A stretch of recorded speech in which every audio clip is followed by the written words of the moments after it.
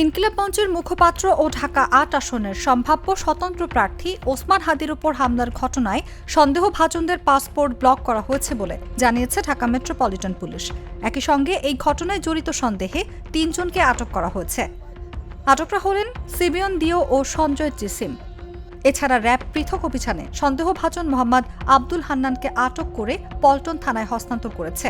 এ সময় হামলায় ব্যবহৃত একটি মোটরসাইকেলও জব্দ করা হয়। পুলিশের দাবি, শেরপুর থেকে আটক দুজন সীমান্ত দিয়ে বাংলাদেশ থেকে ভারতে অবৈধ পথে লোক পারাপার চক্রের সদস্য।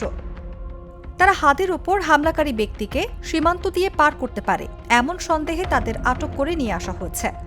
রোববার বিকেলে ডিএমপি মিডিয়া সেন্টারে আয়োজিত সংবাদ সম্মেলনে এসব তথ্য জানান অতিরিক্ত police commissioner SM. Nazrul Islam. তিনি বলেন, শুক্রবার দুপুর আনুমানিক 2:25 রাজধানীর পল্টন বক্স কালভার্ট এলাকায় মোটরসাইকেল যোগে আসা দুর্বৃত্তরা খুব কাছ থেকে গুলি চালিয়ে ওসমান হাদিকে গুরুতর আহত করে। পরে তাকে উদ্ধার করে রাজধানীর একটি বেসরকারি হাসপাতালে ভর্তি করা হয়। তিনি বর্তমানে ওই হাসপাতালে চিকিৎসাধীন। ঘটনার পরপরই তদন্তে নামে পুলিশ। ঘটনাস্থলের আশেপাশের সিসিটিভি ফুটেজ সংগ্রহ ও বিশ্লেষণ করে দুজন সন্দেহভাজনকে প্রাথমিক শনাক্ত করা হয়। সন্দেহভাজন ব্যক্তিরা যেন সীমান্ত পার না হতে পারে সেজন্য তাদের পাসপোর্ট সংগ্রহ করে পাসপোর্ট ব্লক করে দেওয়া হয়েছে। সীমান্তে অতিরিক্ত সতর্কতা জারি করা হয়েছে। এছাড়াও সন্দেহভাজন ব্যক্তিদেরকে গ্রেফতারের সহযোগিতার জন্য গণপ্রজাতন্ত্রী বাংলাদেশ সরকারের পক্ষ থেকে 50 লাখ টাকা পুরস্কার ঘোষণা করা হয়েছে।